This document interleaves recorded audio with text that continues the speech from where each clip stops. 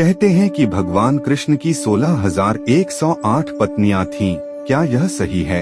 इस संबंध में कई कथाएं प्रचलित हैं और लोगों में इसको लेकर जिज्ञासा भी है।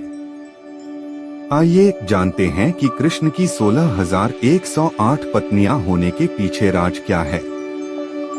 महाभारत अनुसार कृष्ण ने रुक्मणी का हरण कर उनसे विवाह किया था। विदर्भ के राजा भीष्मक की पुत्री रुक्मणी भगवान कृष्ण से प्रेम करती थी और उनसे विवाह करना चाहती थी। रुक्मणी के 5 भाई थे, रुक्मक, रुक्मरथ, रुक्मबाहु, रुक्मकेश तथा रुक्ममाली। रुक्मणी सर्वगुण संपन्न तथा अति सुंदरी थी।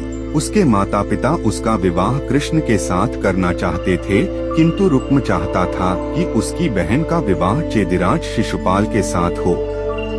यह कारण था कि कृष्ण को रुक्मणी का हरण कर उनसे विवाह करना पड़ा। पांडवों के लाक्षागृह से कुशलता पूर्वक बच निकलने पर सात्विकी आदि यदुवंशियों को साथ लेकर श्री कृष्ण पांडवों से मिलने के लिए इंद्रप्रस्थ गए। युधिष्ठिर, भीम, अर्जुन, नकुल, सहदेव, द्रौपदी और कुंती ने उनका आतिथ्य पूजन किया। इस प्रवास के दौरान एक दिन अर्जुन को साथ लेकर भगवान कृष्ण वन विहार के लिए निकले। जिस वन में वे विहार कर रहे थे, वहां पर सूर्य पुत्री कालिंदी श्री कृष्ण को पति रूप में पाने की कामना से तप कर रही थी। कालिंदी की मनोकामना पूर्ण करने के लिए श्री कृष्ण ने उसके साथ विवाह कर लिया।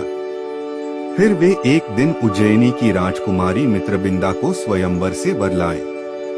उसके बाद कौशल के राजा नग्नजित के साथ बैलों को एक साथ नाथ कर उनकी कन्या सत्या से पाणी ग्रहण किया। तत्पश्चात उनका कैकेयी की राजकुमारी भद्रा से विवाह हुआ। भद्रदेश की राजकुमारी लक्ष्मणा भी कृष्ण को चाहती थी, लेकिन परिवार कृष्ण से विवाह के लिए राजी नहीं था। तब लक्ष्मणा को श्री कृष्ण अकेले ही हर कर ले आए।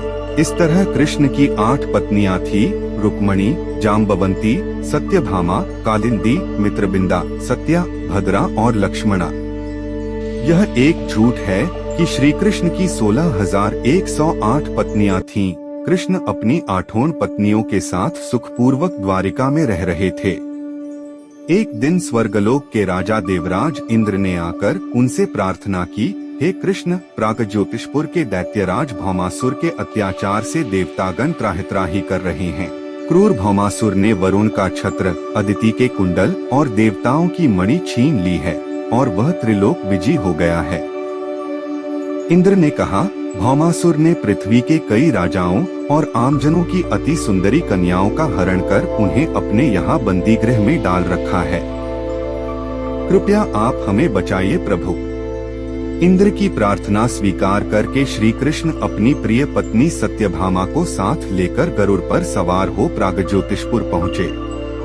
वहां पहुंचकर भगवान कृष्ण ने अपनी पत्नी सत्यभामा की सहायता से सबसे पहले मुरदैत्य सहित मुर के 6 पुत्र ताम्र, अंतरिक्ष, श्रवण, विभावसु, नभस्वान और अरुण का संहार किया।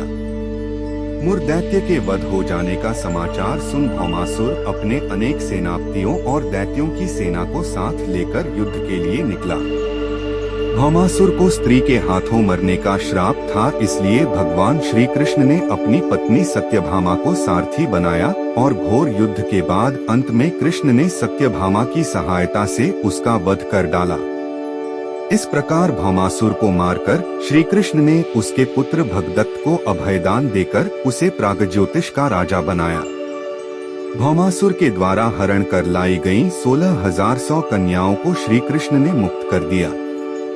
ये सभी अपहरित नारियां थीं या फिर भय के कारण उपहार में दी गई थीं और किसी और माध्यम से उस कारागार में लाई गई थीं।